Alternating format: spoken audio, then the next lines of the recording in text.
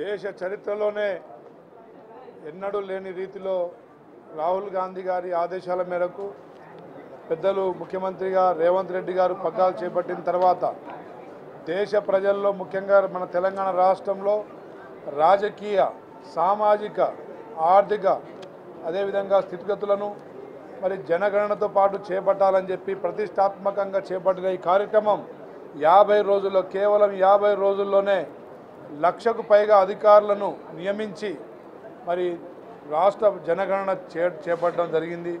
దేశ చరిత్రలోనే తెలంగాణ ఒక రోల్ మోడల్గా మరి అతి తక్కువ సమయంలో మరి వివరాలు సేకరించి కులాల వారీగా వారి ఆర్థిక స్థితిగతులు రాజకీయ స్థితిగతులన్నీ ఈరోజు చర్చకు పెట్టడానికి మరి క్యాబినెట్ మంత్రులు దాని మీద సన్నద్ధమైనారు.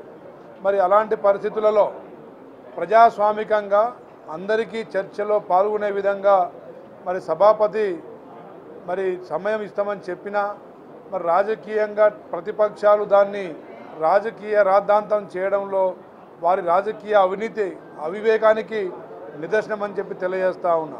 ముఖ్యంగా ఈ రాష్ట్రంలో వెనుకబడిన కులాలు అదేవిధంగా గిరిజన దళిత తెగలు అన్ని సామాజిక వర్గాల మరి స్థితిగతులు ఈరోజు రాష్ట్రం మరి దేశంలోనే మొట్టమొదటిసారి మరి పార్లమెంటుకి పంపించాలి, ఒక తీర్మానం మరి బడుగు బడిన వర్గాలకు న్యాయం చేయాలని రాష్ట్ర ప్రభుత్వం చిత్తశుద్ధితో ముందుకు పోతూ ఉంటే మరి అక్కసుతోనే కడుపు మంటతోనే ఈరోజు హరీష్ రావు గారు కానీ అదేవిధంగా తలసాని శ్రీనివాస్ యాదవ్ గారు గంగుల కమలాకర్ గారు అదేవిధంగా మరి ఇంకో బీసీ మంత్రి ముగ్గురు ఈరోజు మాట్లాడిన వారి పరిస్థితి చూస్తే మరి వారు కేవలం టీఆర్ఎస్కి ఇంకా తొత్తులుగానే మాట్లాడుతున్నారు తప్ప బీసీ బలహీన వర్గాల పక్షాన మాట్లాడుతున్నట్టు లేదు. ఎందుకంటే వాళ్ళు 10 సంవత్సరాల క్రితం సమగ్ర కుటుంబ సర్వే నిర్వహించారు. ఆ సర్వే వివరాలు ఎక్కడ ఈరోజు మరి దొరకని పరిస్థితి.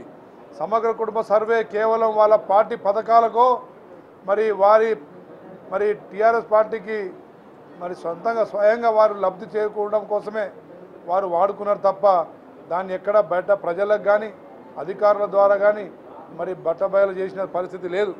అదేవిధంగా ఇంతకుముందు మిత్రులు మాట్లాడినట్టు బీసీలకు గత 5-10 సంవత్సరాల్లో అన్ని సామాజిక వర్గాలని మోసం చేసి మరి ఇప్పుడు మొసలి కన్నురు కార్చే మరి కుట్రలు చేస్తూ ఉన్నారు. తెలంగాణ ప్రజలు దాన్ని నమ్మరని చెప్పేసి వారు ఇప్పటికైనా బుద్ధి తెచ్చుకోవాలి.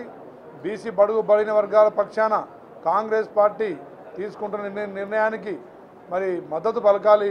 కేంద్రం పార్లమెంటు సభల్లో ఈ తీర్మానాన్ని పంపించి పార్లమెంటు నిర్ణయం తీసుకున్న తర్వాత స్థానిక ఎన్నికలు నిర్వహించాలని రాష్ట్ర ప్రభుత్వం సమాయత్తమవుతుంటే మరి మోకాలడ్డు ప్రతి కార్యక్రమంలో మోకాలడ్డు పెట్టే కార్యక్రమం కుట్రలు ఈ టీఆర్ఎస్ బీజేపీ ప్రతిపక్షాలు చేస్తూ ఉన్నాయి. కాబట్టి వారిని ప్రజాక్షేత్రంలో ప్రజలే బుద్ధి చెప్పాలని చెప్పేసి డిమాండ్ చేస్తూ ముగిస్తున్నా. Thank you.